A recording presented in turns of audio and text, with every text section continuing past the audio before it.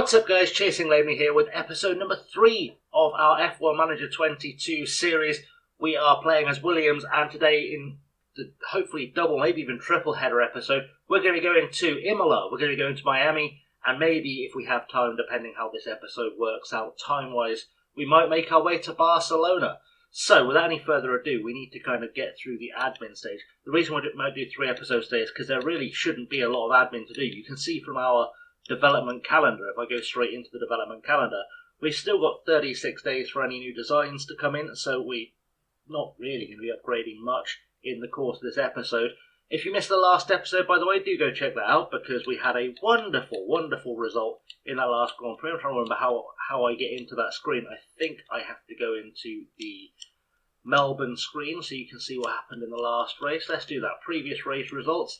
You can see here we finished 6th in the race. This is mostly down to the weird AI rain handling model thing. It rained on and off during the race, and we made 2 stops, whereas some other teams made 6 stops because the AI seems to react every time the rain changes to any intensity. So if it goes above 1 millimeter, they'll go on to inters immediately. If it drops below, they'll come off of them.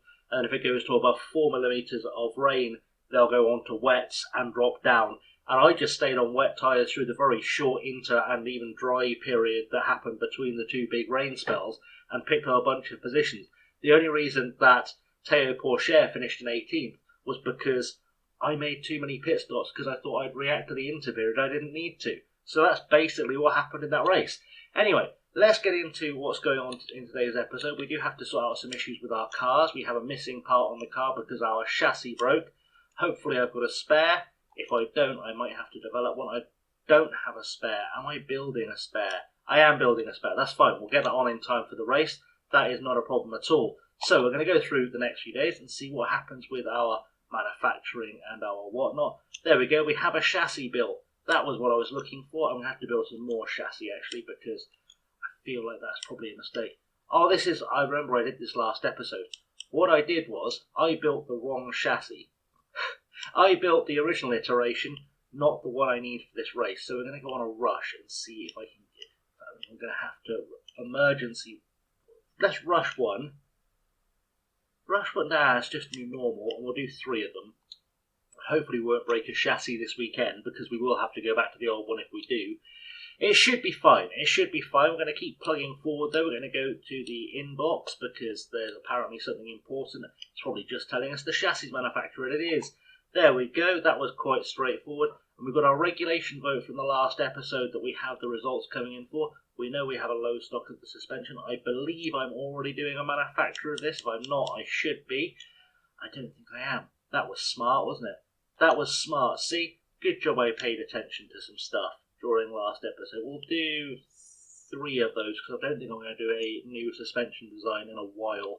We'll keep that manufacturing going. It should be fine. We had a couple of small incidents in the last race. Important email, again, just low stock of stuff, which is fine. We've got a reg vote result coming up. We voted on some new regulations. I think it was aero. I think it was an aero reg. I seem to remember. It was something of that nature. We'll see what happened with it. So we can start research for whatever we want to start research for. It was cooling changes. That was what it was for. So it looks like every team has voted for the cooling changes unanimously, which is pretty strong. And a preview for the Emilia-Romagna Grand Prix, which we are going to face in just a couple of days today, in fact. So we should probably put that new part on the car, because otherwise that's going to be an issue. Not having a chassis is known to affect the performance of a car. I don't know if anyone else is aware of this, but a chassis is quite an important part of the machinery. So we'll install that onto the car because that way it will go somewhere. Great work. Performance targets. I'm not going to change any performance targets because I think 15th is about as high as we can manage to get. We are somehow on a qualifying hot streak of 15th, despite the fact I don't think we've qualified 15th once yet, which is interesting. I'm going to go to the race weekend and let's see what happens at Imola. So the race is over, and that was quite honestly an absolute disaster.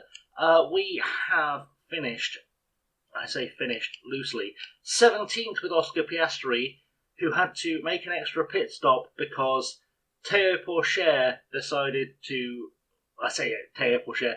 Oscar Piastri drove into the back of Teo Pourchaire, put Pourchaire out of the race, got himself front wing damage and chassis damage just for good measure. I think they both got chassis damage, and Teo Pourchaire broke his rear wing, which meant we got no points from this race in any way, shape or form, which is very, very helpful. So in the Drivers' Championship, Leclerc still leads the way from Sainz. Verstappen wins the race to get himself up into third.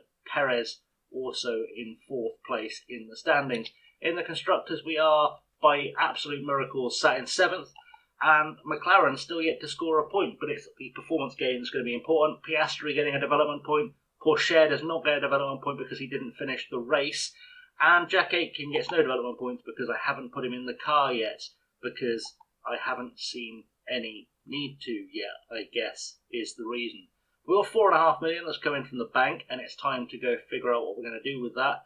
We should be a little bit closer to those upgrades, which I thought were going to come in for Barcelona. I'm hoping they do. But for now, we're going to go see what we can spend these development points on, because that's going to be important, and also what we need to replace on these cars. Let's look at what we need to replace in the cars. So a chassis again for Oscar Piastri. I haven't got any more left. I'm still building the ones I was building before the race, so we're going to have to build some more of those. What do I need to put on this car? Another chassis. Good, good. Glad I'm building 2 chassis for them to destroy again. Excellent. Good stuff. Right, let's look at the inbox, because that's going to be important to read through what's going on there. Post-race report reactions of Pourchaire could be improved. Difficult race, I would say so. Post-race overview. Yes, yes, yes. Right, the drivers. Let's look at the drivers before we move on to Miami. And we'll look at the car development and see what we can do with stuff. So, Piastri has picked up a development point.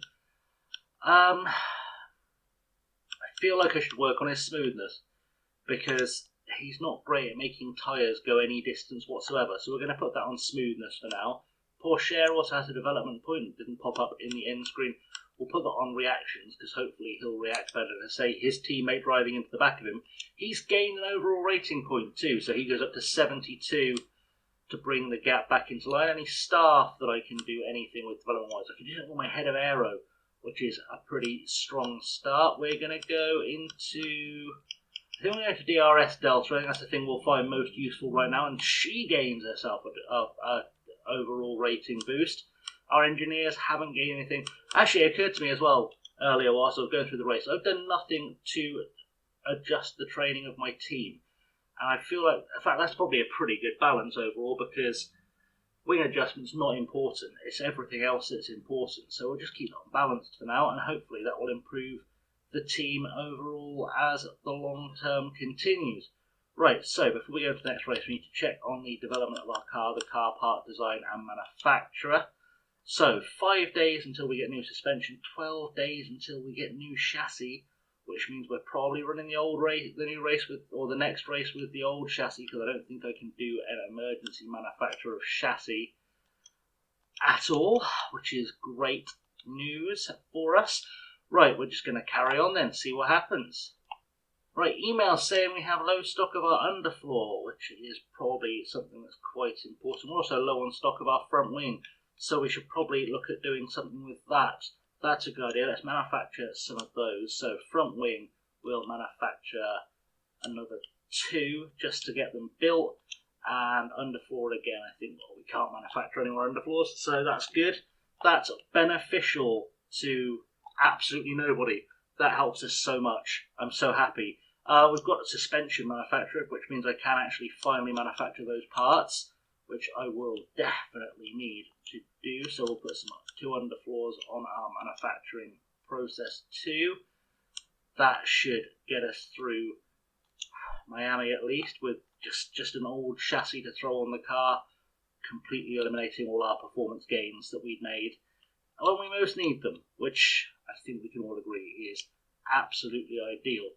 We can carry on going because there shouldn't be anything big happening. I'll do ATR period starts, which is great because that means I can do something with the ATR, and it's going to be time to change a gearbox finally, which again will be quite helpful. We still sit bottom of the grid on everything, which is not beneficial, but we'll make that work somehow. Somehow, I don't know how. The engine also important. Beautiful. Thanks, buddy. Good stuff. everything in poor condition. So manufacturing wise, anything coming into the I can use. A front wing, but I already had a front wing, so that's excellent. Excellent stuff. Right, I guess we'll stick the old chassis back on these cars, just so we have a chassis. As I said earlier, having chassis on cars is always... I can put one on... I'm going to put the old one on Piastri. That can be his punishment for smashing up Pourchaire's car in the last race. Everything else I think should be fine and dandy. Powertrain, where are we at with the powertrain? I think it was the powertrain for car 2 that was the issue. I mean, he's just written that car off. That car is a complete write-off. That's excellent. Thank you very much, Oscar Piastri. You will take your punishment like a grown-up, because you have no choice. At this point, you have completely destroyed your teammate's car, and yeah, you deserve everything you're getting. I've only got one spare ERS. I'm going to have to buy ERS at some point. That's magnificent. Magnificent stuff. That's what we love to see and hear. Okay, so we're going to, I think, go into this race weekend, and we'll see what happens with it. Hopefully there'll be a result to pick up. Let's just do the expectations before I go forward, because there's nothing to change there. Beautiful. Right, I will see you guys on the other side. So we've made it to the end of the Miami Grand Prix, and it was all going fairly well, all told. Théo Pourchaire finishes in 14th, 5 places up from where he started on the grid. Oscar Piastri finished in 19th, and once again, that man Piastri has decided to have an absolute nightmare. He was riding as high as 11th at one stage, and then he decided to bin it into the wall. So he finished 19th. Good stuff. Had to do a front wing change, and his chassis is damaged, because he likes to damage a chassis. Drivers' Championship-wise, Leclerc's running away with this. It's just going to be a Leclerc-Ferrari double there, I am pretty sure. So let's look at what points we've got for people, though. Pourchaire will get himself another development point to catch up Piastri a little bit. And Aitken, once again, gets himself nil point. 3.6 million goes into the bank, which is going to go very, very handily towards some new chassis for Piastri to destroy. I have absolutely no doubt that is where we're going with this financially.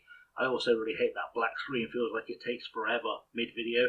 But, you know, such is life. We have managed to build a chassis, and guess who's not getting that first one?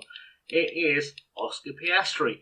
We're going to put that on to car number 2, because apparently Oscar Piastri is not capable of being trusted.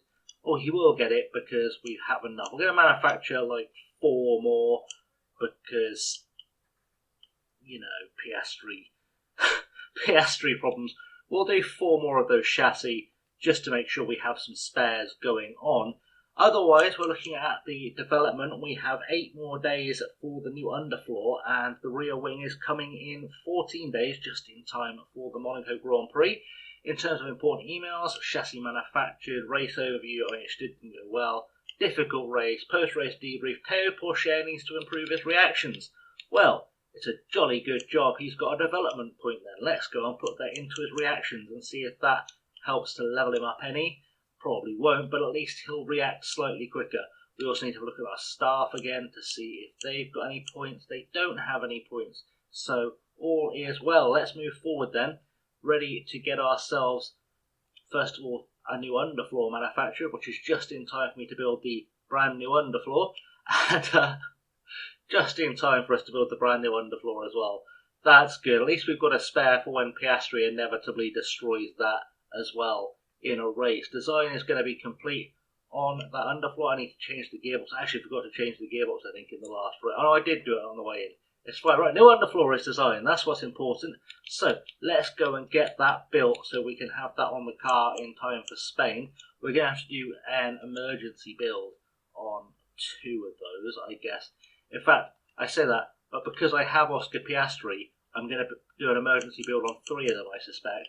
Because how long is that going to take to build 1 is the question. Underfloor 2. Manufacture 5 day, yeah.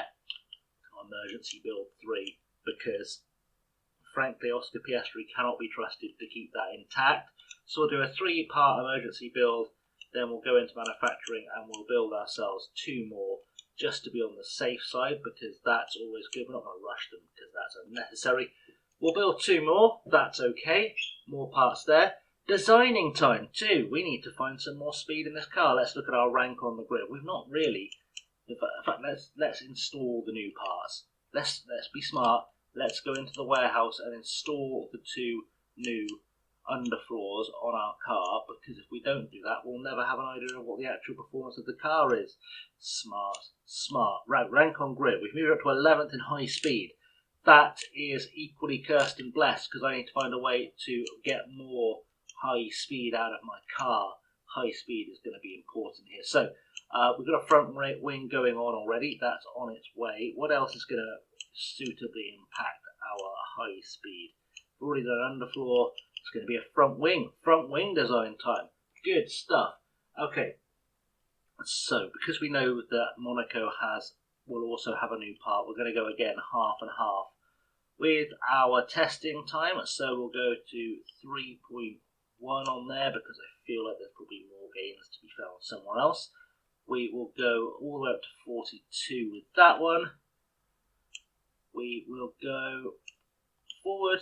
Design focus is once again going to be high speed performance, and let's have a look at where this puts us on the grid before we tweak it a little bit. So I want to go up to there. I'm not worried about brake cooling. I'll take it so we don't lose any. Likewise, airflow sensitivity, if I can make sure we don't lose any, that would be magical. And then we'll guess we could find a little bit more high speed, a little bit more low speed, maybe. Nope, no more low speed to be found, so we'll just not worry about that at all. Brake cooling, everything else is fine, so it's going to take us up on high speed, which is beautiful. And again, I think we'll go, do we need to go intensive on this? We probably do, just to get that done. So that's going to be a 47-day build. If we went to rushed, it'd be 31. But let's not worry too much about it. We're just going to get that built and on the car and ready to go, so that we can have ourselves the best possible chance of doing a thing. I also have the opportunity to do more manufacturing. I don't know if there's anything I am lacking for, but we'll have a little look-see before we go on to the rest of things in this episode. So I've got 4 of them. Do you know what? I probably need to build 2 more of those, just because I know I've got Oscar Piastri in the team. So he'll find a way to smash it. Right, let's get that done. Right, let's have a look as well at facilities, because I feel like we've got 18.5 mil in the bank. We can do some car development work. I think I'm going to go to the design centre and get that upgraded, because that's going to help us to get things going. CFD simulators, if we've got any more options to, I know these are the expensive ones, we'll have a look. Car parts, I don't really worry about cooling too much. Team hub would be nice, but the race simulator, because that's going to make our drivers better, faster, and those come in quite quickly. Scouting department, do I need to upgrade that yet? Probably not. Team hub, probably not. Anything operations wise, I guess we put some more money into our tour centre, because that makes us money. That's smart. And the helipad makes us money, so we'll put more money into that. And then weather centre, just so we've got a bit more of an accurate weather forecast. Give ourselves a nice boost here. Hospitality just makes people want to come and drive for the team. Boardroom, we're going all out. We may as well just put all the money in to this one, as all the cars outside beep their approval. Underfloor design complete. We're going to move forward. I think actually, guys, now I've thought about this, I'm going to leave this on a cliffhanger, because we're almost at 20 minutes of recording, which means we're probably at a 15-20 minute episode anyway. So we're going to wrap things up here. I'm going to leave things here ready for the Spanish Grand Prix, because someone's very angry outside right now. Love it. Because we're probably in a good position to get something going here for some points maybe, and that feels like it's a good episode. So let's wrap things up there. Thank you very much for watching, guys. I will come back to you probably Thursday-ish with another episode of this. In the meantime, I've been chasing Amy. Like, subscribe, ring the bell. You know the deal for that. And until next time, have a good one.